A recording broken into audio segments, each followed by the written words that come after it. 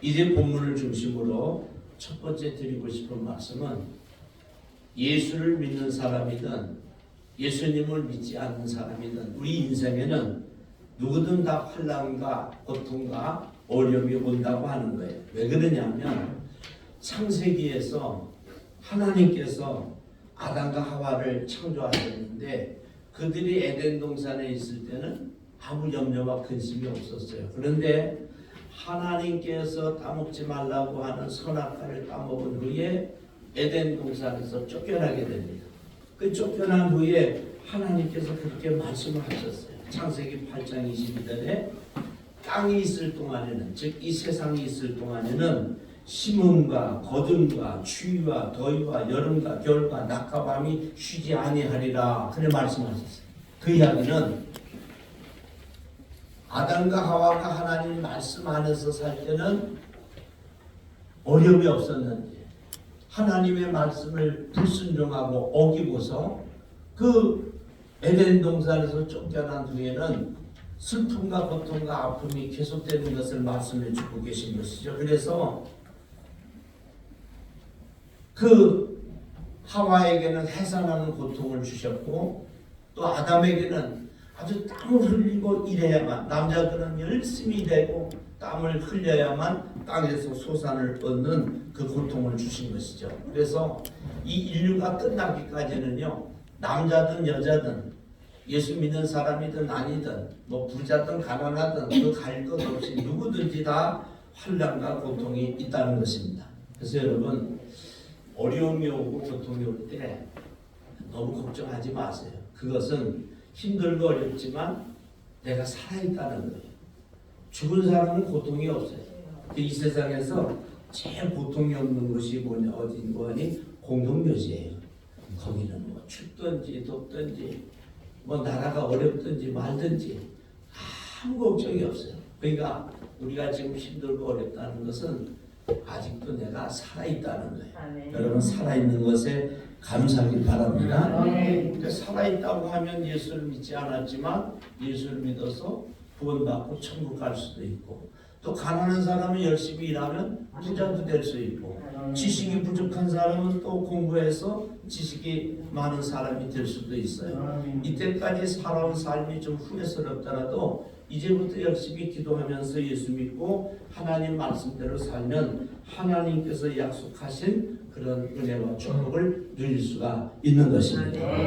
그래서 여러분, 저도 어려서 시골 썩었는데 이 죽은 고기는요 물결 따라 다 떠내려갑니다.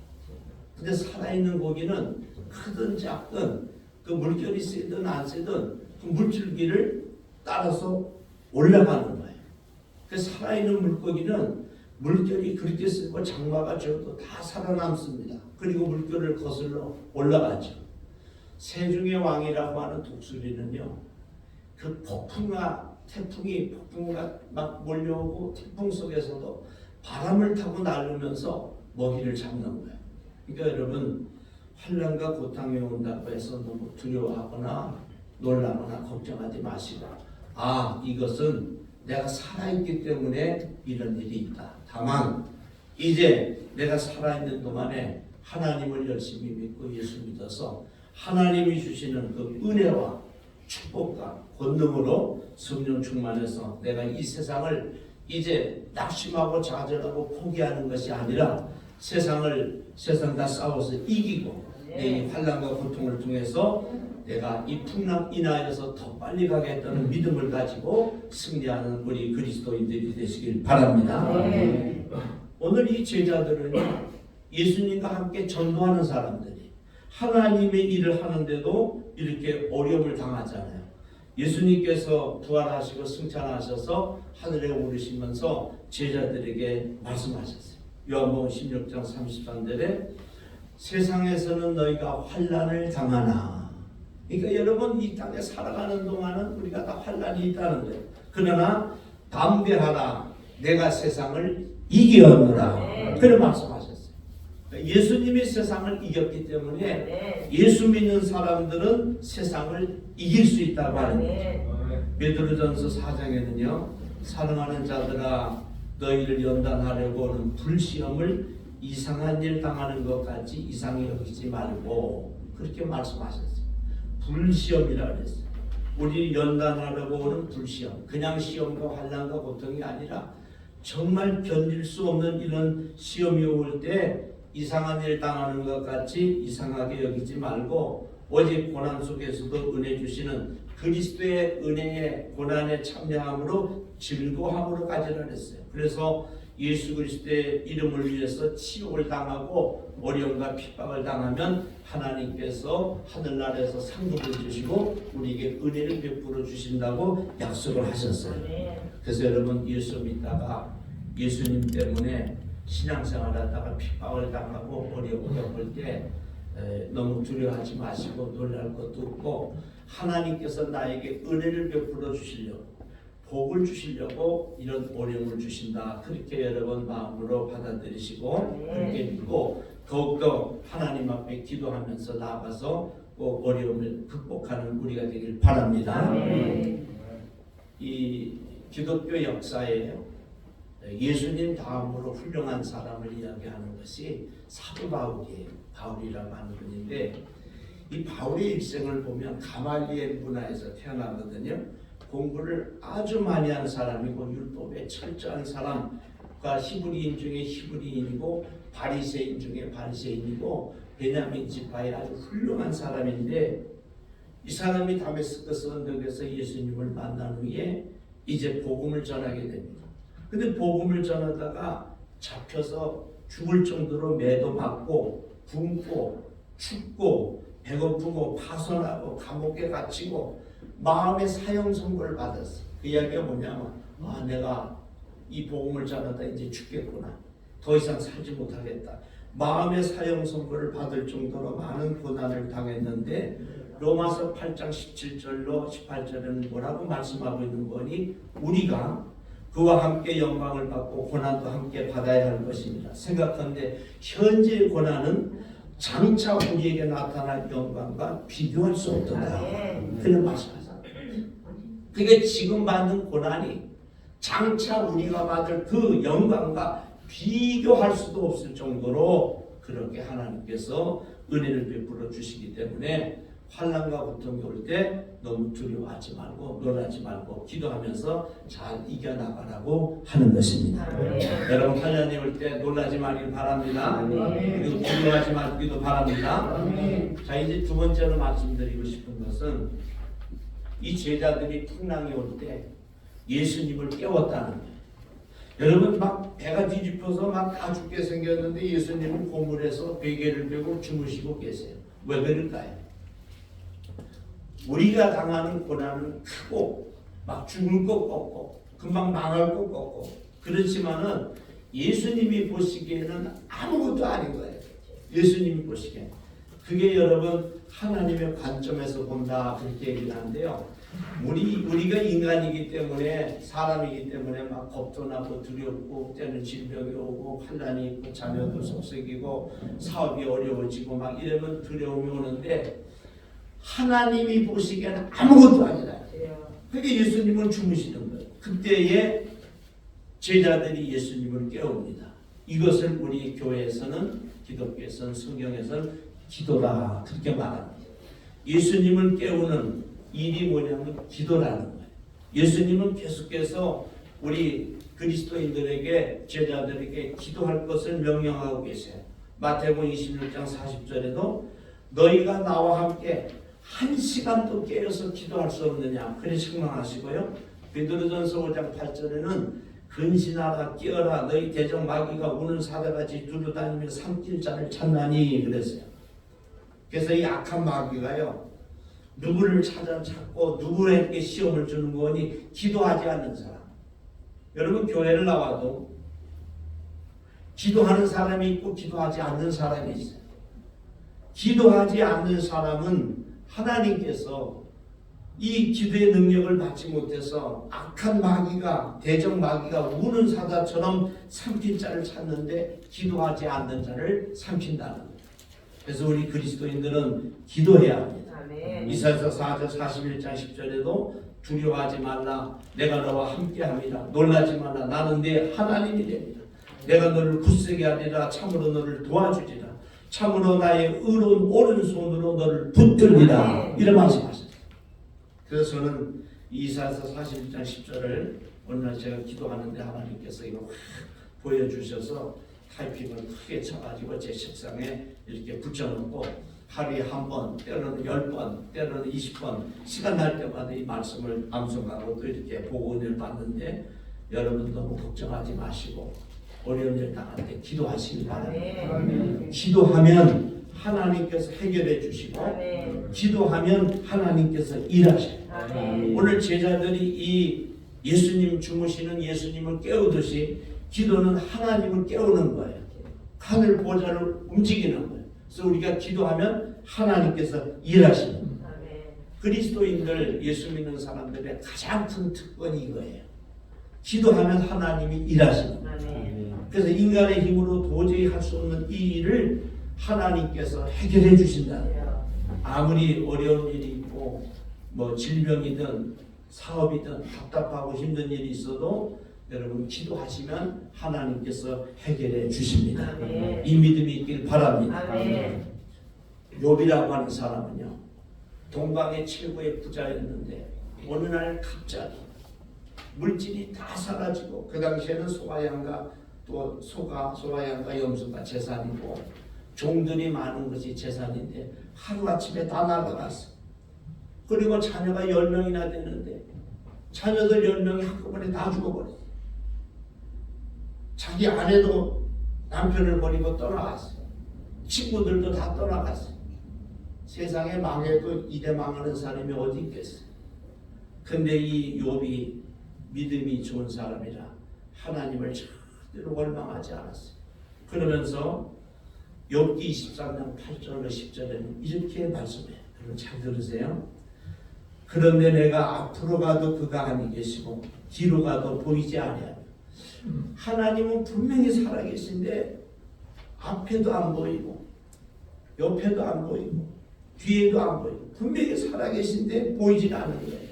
왼쪽에서 일하시나 내가 만날 수 없고 그가 오른쪽에서 돌이키시나 배울 수 없구나. 전후 좌우 다 돌아봐도 하나님이 살아계신 건 분명히 살아계신데 눈에 보이질 않는 거예요. 소리가 들리질 않는 거예요. 그런 가운데도 10절에는 욥은 이렇게 고백합니다. 그러나 내가 가는 길을 오직 그가 아시나니 그가 나를 단련하신 후에는 내가 순금같이 나오리라. 정금같이 나온다. 그러니까 내 삶 속에, 인생 속에 불순물을 다 빼낸다. 뭐가? 고난을 통해서. 여러분, 우리가 고난 당하기 전에는요, 여러분 교회 나오는 것이, 예수 믿는 것이 이 어떤 액세서리에 불과해요. 그러니까 내가 교회 집사다, 뭐 권사다 이런 것이 이렇게 어떤 진정한 하나님의 아들 딸로 살아갈 수가 없어요. 그런데 고난을 당하면 내 심령 속에 있는 하나님이 보시기에 합당치 않은 죄와 또한 불신앙과 불순종 이런 불순물들이 다 빠져서 고난당한 후에는 말 그대로 정금, 순금같이 나오는 거예요. 여러분 어려움을 당할 때 너무 고민하지 마시고 하나님께서 내 죄를 사해 주시고 예수님의 십자가의 별로 깨끗이 사해 주시고 내 삶 속에서 불순종과 또한 하나님 앞에 불신앙, 하나님을 신뢰하지 못했던 이런 것들을 다 빼내는 작업이 고난입니다. 이 고난을 지나서 정말 욥처럼 하나님 보시기에 합당한 정금 같은 신앙을 간직하기를 바랍니다. 이제 마지막 세 번째는 예수님은 천지를 창조하시고 온 세상을 다스리는 하나님의 아들이십니다. 오늘 본문에 예수님을 깨우니까 39절에 그렇게 말씀하셨어요. 예수님께서 바람을 꾸짖으셨어요. 그러면서 바닷가로 잠잠하라 고요하라 하시니 바람이 그치고 아주 잔잔해졌더라 그랬어요. 그러니까 제자들이 막 그렇게 웅성웅성하는 거예요. 아니 예수님이 누구시기에 저렇게 바다도 꾸짖고 바람과 바다도 순종하는가? 예수님은 성자 하나님이시기 때문에 천지를 창조하시는데 성부, 성자, 성령 하나님 세 분이 삼위일체 하나님이 함께 계셨기 때문에 예수님께서 명령하시면 바람도 바다도 잔잔하게 되는 것입니다. 그 예수님은 전능하신 예수님이시죠. 여러분 예수님 말씀하시면 우리의 삶에 평안이 찾아옵니다. 예수님은 가시는 곳마다 평안을 빌으라 그랬어요. 예수 믿는 사람들의 가장 큰 축복은요, 마음속에 평안함이 있다는 거예요. 때로는 가난해도, 때로는 질병이 있어도, 어려움과 고통이 있고 자녀들의 문제가 있어도 예수 믿는 사람들은 웃음을 잃지 않습니다. 왜냐하면 우리 마음속이 평안하기 때문입니다. 그리고 하나님께 예수님 이름으로 기도하면 예수님께서 풍랑을 잔잔하게 하신 것처럼 우리의 삶에 은혜를 베풀어 주시고 평안하게 되는 거예요. 예수님 말씀하시면 물이 변하여 포도주도 되고요. 예수님 말씀하시면 죽은 나사로가 살아나기도 하고, 예수님 말씀하시면 오늘 본문 말씀처럼 거친 파도가 잔잔하게도 됩니다. 예수님은 능치 못할 일이 없으신 성자 하나님이신 것입니다. 그래서 여러분 어려움과 고통이 올 때 예수님께 기도하고 예수님의 은혜를 간구하시기를 바랍니다. 어느 날 위치만리는 중국의 기독교 지도자의 사역자인데 기도하는데 환상을 봤어요. 근데 어떤 환상을 봤냐면 강물이 흘러가는데 배를 타고 가는데 앞에 큰 바위가 있는 거예요. 더 이상 갈 수 없잖아요. 근데 하나님이 물으시는 거예요. 위치만리야.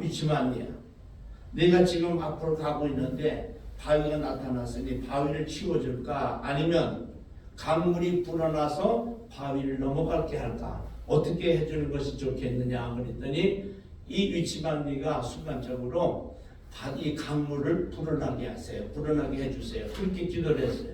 그 이야기가 뭐냐면 바위는 또 가다가 또 나타날 수 있어요. 그러나 강물이 불어나면 바위가 10개가 나타나도 다 넘어갈 수가 있죠. 무슨 말씀인 거니? 우리 인생 사는 동안은 서두에 말씀드린 것처럼 문제가 계속 생기는데 하나님의 은혜가 은혜가 충만하면 어떤 문제든지 고민하지 않고 넘어갈 수가 있다. 믿음이 있길 바랍니다. 그렇습니다, 여러분. 우리 그리스도인들은 환난을 안 당하는 게 아니라 환난을 은혜로 이기는 거예요.